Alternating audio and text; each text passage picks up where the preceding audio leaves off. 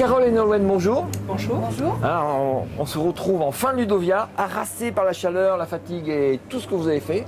On s'était vu en octobre 2015 à Toulouse, dans une formation qu'on avait fait chez vous, Greta Toulouse. C'est ça, hein Greta Toulouse. Greta Midi-Pyrénées Centre. Oh, voilà, mais Greta Midi. Mais c'était à Toulouse. Oui. C'était à Toulouse, d'accord. Et je vous avais dit, quand même un petit défi, et ça serait bien qu'on se retrouve ici à Ludovia, que vous veniez voir un peu ce qu'est quoi le numérique dans l'enseignement, pour mettre ça en œuvre pour le Greta Toulouse. Et donc, ça c'était mon défi. Vous l'avez relevé. Ben oui, puisqu'on est là et on a poursuivi le travail depuis, puisque avec le CAFOC de Toulouse, on a suivi la formation sur le numérique. Le CAFOC de Toulouse s'occupe de la professionnalisation des acteurs du Greta et notamment de tout ce qui est innovation pédagogique et du plan d'évolution des compétences.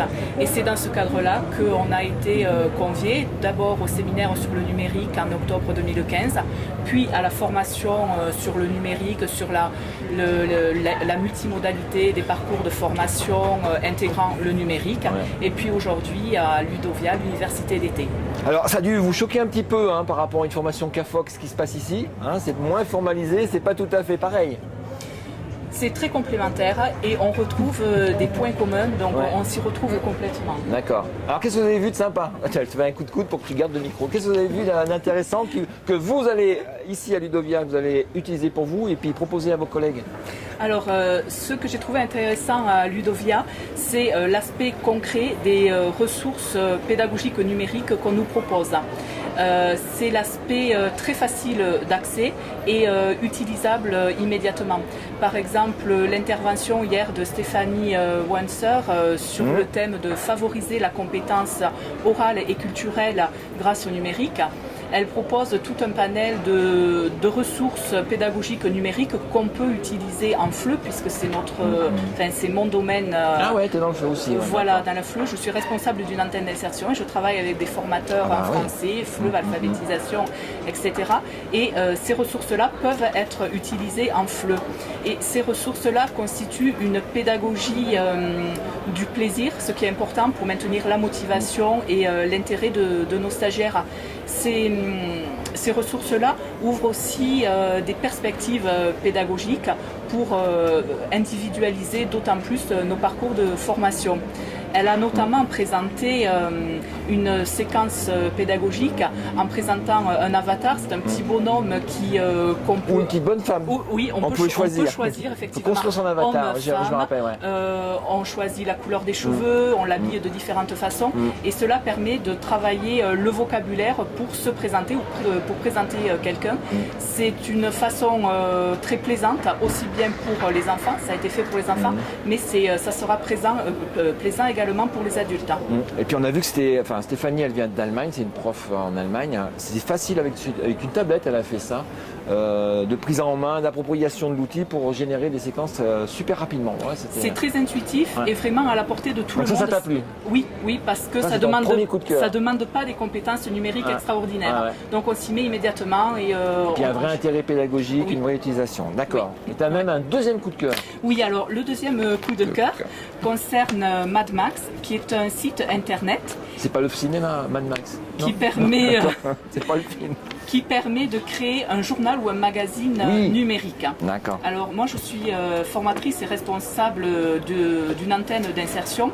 Insertion qu'on travaille par l'apprentissage du français oral et écrit pour un public de primo-arrivants majoritairement.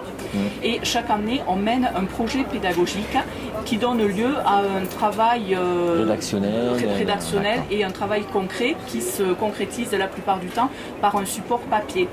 Et cette année-là, je vais travailler avec les différents groupes et les différents formateurs sur l'antenne sur le projet du développement durable.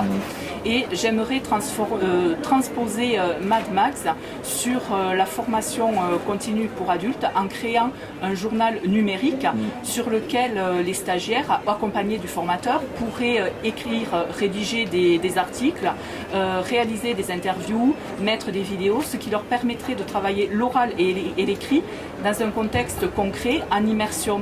Et c'est d'autant plus valorisant pour les stagiaires de pouvoir réinvestir leurs apprentissages dans un objectif concret, en situation Il y a une dimension concrète. valorisation personnelle aussi. Voilà, et ce journal numérique sera aussi très valorisant pour leur apprentissage et pour leur travail.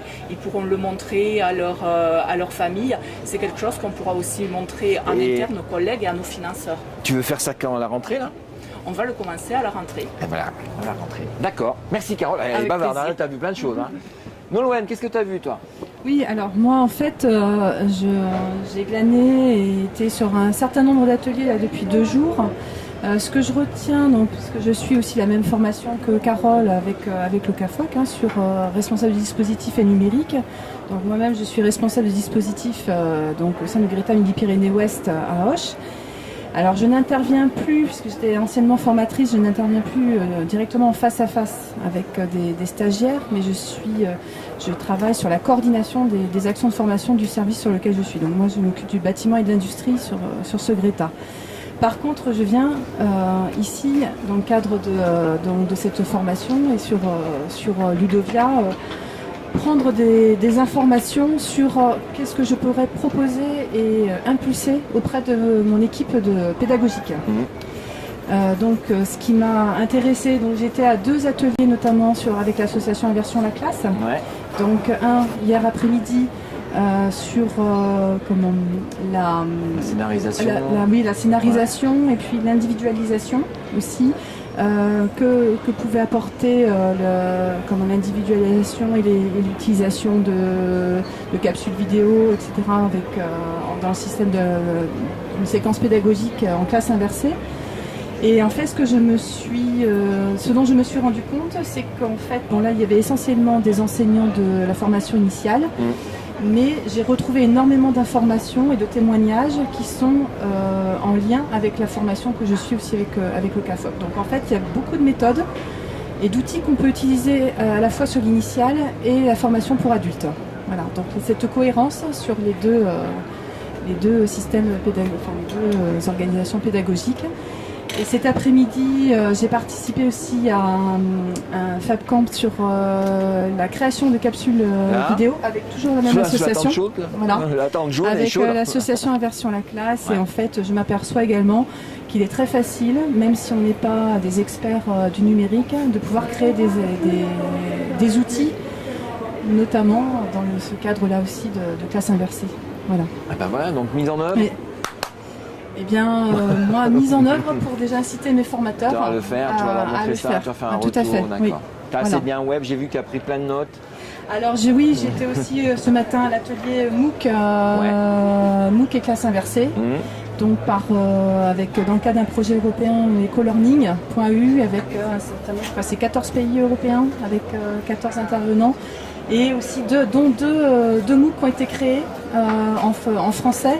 Notamment, il y avait une intervenante qui est prof d'SVT qui a créé un MOOC avec 5 autres collègues pour la préparation au bac, des bacs ES sur les sciences. Ils ont créé ça, donc ils ont ouvert le MOOC 5 semaines avant le bac. Et en fait, ce qu'elle trouvait formidable et que je trouve que ce qui est vraiment très intéressant aussi avec ces outils-là, c'est ces outils permettent de créer des outils numériques donc accessibles pour les élèves ou les stagiaires, pour nous, puisqu'on est en formation pour adultes, avec des intervenants qui ont travaillé à distance alors qu'ils ne se connaissaient pas. La première fois qu'ils se sont vus, c'est hier. Voilà. D'accord. Donc je trouve ça formidable. Voilà. Bon, très bien. Donc regonflé pour la rentrée là. Complètement. À bloc. Ouais. Bon, très bien. On fera un petit bilan en fin d'année prochaine. Donc juin 2017. On se fera une visio, un machin, un truc, on essaye de suivre ça. Le rendez-vous est pris. D'accord, rendez-vous est pris. Merci les filles, à la prochaine. À la prochaine. Ok, merci.